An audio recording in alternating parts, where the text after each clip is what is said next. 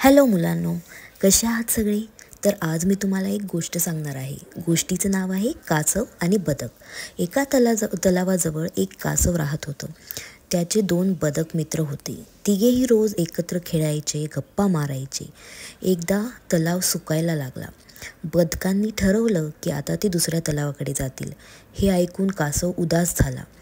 तर तो त्यांना म्हणाला, मी तुमच्यासोबत कसा येऊ? मी तर खूप हळू चालतो.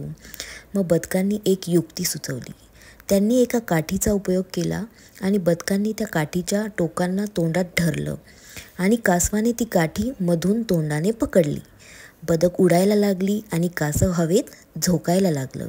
मग वाटेत काही पक्षी हसत त्याला म्हणाले, बघा बघा कासव कसं उडतंय. मग काय, कासवाला आला राग.